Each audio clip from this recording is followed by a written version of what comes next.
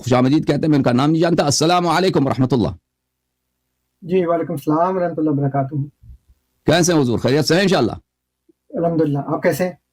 اللہ تعالیٰ کا احسان ہے. کیا اسم گرامی آپ کا حضور؟ انصر رضا. کیا نام ہے؟ انصر عنصر، عربی میں عنصر بولتے ہیں.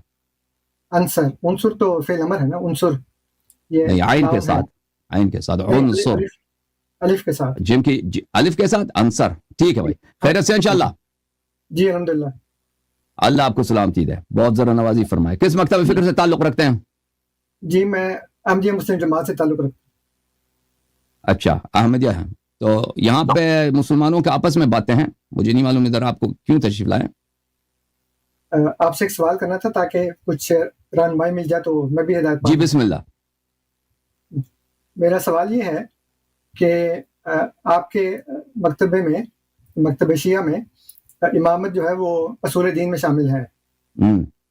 قرآن کریم میں اللہ تعالیٰ نے جو سورہ بقرہ کی آیت نمبر 178 ہے اس میں فرمایا کہ وَلَٰكِنَّ الْبِرَّ مَنْ آمَنَ بِاللَّهِ وَالْيَوْمِ الْآخِرِ وَالْكِتَابِ وَالنَّبِيِّينَ.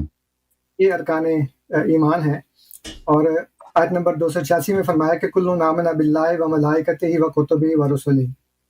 جی. اور پھر سورہ نساء کی آیت نمبر 137 میں فرمایا ومن یکفر باللہ وملائکتہ وکتبہ ورسلہ والیوم الآخر. تو یہ 5 ارکان ہیں، لیکن اس میں امامت کا ذکر نہیں ہے.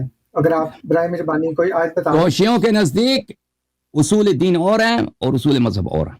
ایک بعض اصول ہیں یہ ہیں کہ انسان ان پہ اعتقاد رکھنے سے انسان مسلمان بن جاتا ہے، انسان مسلمان بن جاتا ہے. تو وہ اصول دین ہے جو آپ نے جن باتوں کا آپ نے ذکر کیا ہے، ان الذین آمنوا والذین ہادوا والنصارى والصابئین من آمن باللہ والیوم الآخر وعمل صالحا فلہم اجرہم عند ربہم. یہ اس میں اصول دین کا ذکر ہے. اور پھر اصول مذہب اور ہیں. ٹھیک ہے نا بھائی صاحب؟ اور قرآن مجید میں ایسی بات، قرآن مجید نے نہیں کہا ہے کہ میں یہ آیا پیش کر رہا ہوں سارے اصول اس میں ہوں گے، اس کے باہر کوئی اصل نہیں ہو سکتا. اس طرح کا کوئی اصول تو قرآن نے کہا ہے، وہ آپ بنا رہے ہیں، آپ کہہ رہے ہیں. اگر کوئی چیز ایک آیت میں مذکور ہے تو ٹھیک ہے، وہ مذکور ہے، وہ معادہ کی نفی نہیں کرتا، اس کے علاوہ جو باتیں اس کی نفی نہیں کرتا.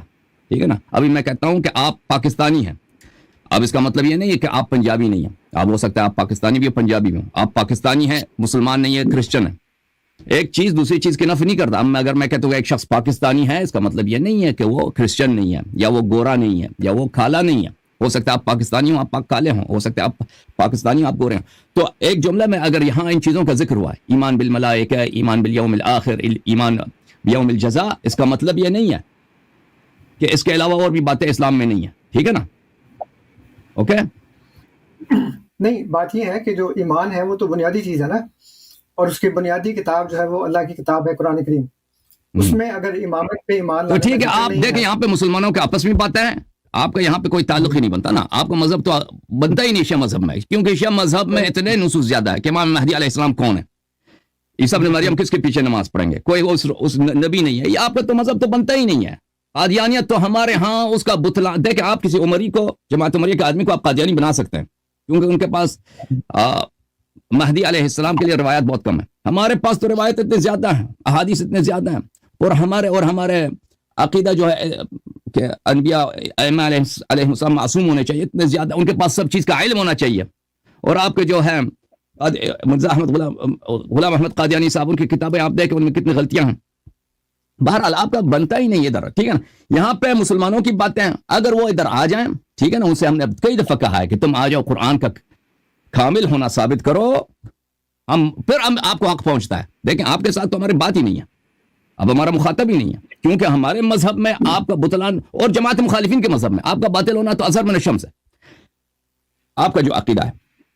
اب جماعت مخالفین اگر یہ اٹھائیں کہ ہمیں ائمہ علیہ السلام کے نام وغیرہ قرآن میں دکھائیں، بات یہ ہے کہ وہ جب خود وہ کہتے ہیں قرآن ناقص ہے، قرآن 7 ورژنز آ گئے ہیں قرآن میں، 6 کو عثمان نے جلا دیا ہے، اور ان کے پاس کوئی دلیل نہیں ہے کہ قرآن کامل ہے. تو پھر کہ قرآن میں کیا چیز نہیں ہے وہ تو اس کا کوئی ذکر ہی نہیں کر سکتا نا. تھینک یو سر، اللہ آپ کو جزائے خیر.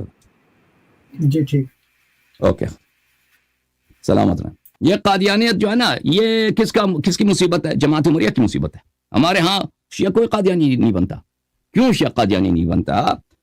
کیونکہ ہمارے پاس نصوص اتنے زیادہ ہیں، دلائل اتنے زیادہ ہیں کہ امام ایک ایسی چیز ہے نا کہ اس کا جعلی نسخہ نہیں بن سکتا.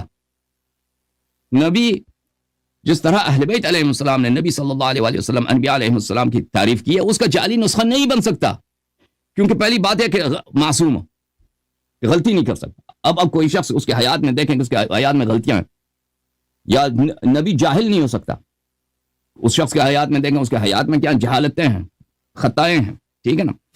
اس نے فارسی میں کتاب لکھی ہے، فارسی اس کو لکھنا نہیں آتا.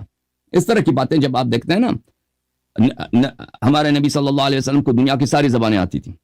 ائمہ اطہار علیہ السلام کو ہر چیز کی زبان، علمناہ منطق الطیر، منطق الطیر، ان کو پرندوں کی زبان آتی تھی، ٹھیک ہے نا. تو ایسے وہ انسانوں کی زبان جو شخص نہیں جانتا اچھی طرح سے، وہ کیسے امام ہو سکتا ہے؟ جی